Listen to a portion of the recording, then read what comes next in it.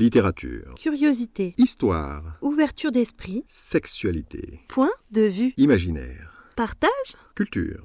C'est le podcast de Steve Aldeman. Bonjour à toutes et à tous. Le communautarisme à la sauce BDSM, pour ou contre, c'est un sujet dont j'avais envie de faire un article, et puis finalement je me suis dit que ça ne s'y prêtait pas, alors j'en fais juste une publication. Quand Rose et moi avons débarqué sur Facebook au début de l'année, nous nous sommes heurtés à une difficulté. Certains de nos contacts, notamment quand nous avons rejoint les premiers groupes BDSM que nous avons trouvés, nous ont expliqué que nous n'avions pas les codes de cette communauté et que nous allions vite être ostracisés, rejetés en quelque sorte. Et c'est vrai que les réactions de pas mal de nos interlocuteurs étaient alors mitigées, pour ne pas dire froides, quand nous parlions de nos romans. Une des craintes exprimées était la peur d'avoir affaire à des auteurs d'un bouquin comme 50 nuances de Grey, ouvrage qui a globalement déplu à une part importante de la communauté BDSM pour sa vision déformée et malsaine de ses relations.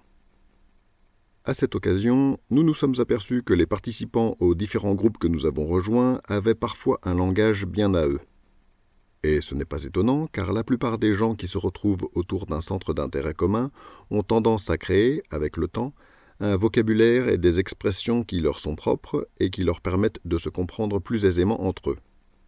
Cependant, j'ai constaté que cette tendance pose au moins deux problèmes. Le premier, c'est un risque de repli sur soi. Les communautés qui adoptent des codes de communication relativement spécialisés ont tendance à avoir, en leur sein, des personnes qui éprouvent une certaine fierté et qui rejettent ou méprisent ceux qui n'en font pas partie sur la seule base de la méconnaissance de ces codes. J'ai la sensation d'avoir expérimenté cela plus particulièrement au sein de la communauté BDSM, et je ne trouve pas ça étonnant dans la mesure où ses membres sont moins compris et respectés que s'ils avaient un centre d'intérêt plus consensuel, d'où des réactions peut-être plus épidermiques qu'ailleurs.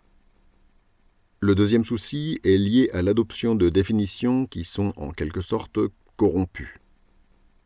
En tant qu'écrivain, je fais parfois le choix de ne pas utiliser de termes trop connotés par une communauté, qu'elle soit BDSM ou autre, pour conserver un point de vue qui ne paraisse pas trop entaché par mon appartenance à ces groupes. La communauté BDSM est particulièrement friande de termes dont les définitions lui sont propres. J'en ai déjà parlé dans mon article intitulé « Qu'est-ce que le BDSM ?» En guise d'exemple, je peux citer le terme « soumis » ou « soumise ». Contrairement à beaucoup de mots qui peuvent recouvrir plusieurs significations répertoriées, la définition de soumis ou soumise de la communauté BDSM n'est trouvable dans aucun dictionnaire, du moins à ma connaissance. Donc un auteur a deux choix.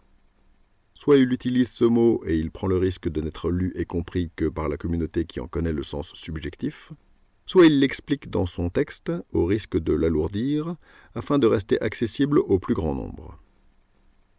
Ayant terminé mon exposé, je peux maintenant vous poser la question qui me tient à cœur. Êtes-vous enclin à ouvrir les portes de votre monde BDSM, ou au contraire, est-ce un lieu où vous voulez vous sentir chez vous, uniquement entre personnes partageant les mêmes valeurs ? Je vous invite à répondre à cette question dans les commentaires.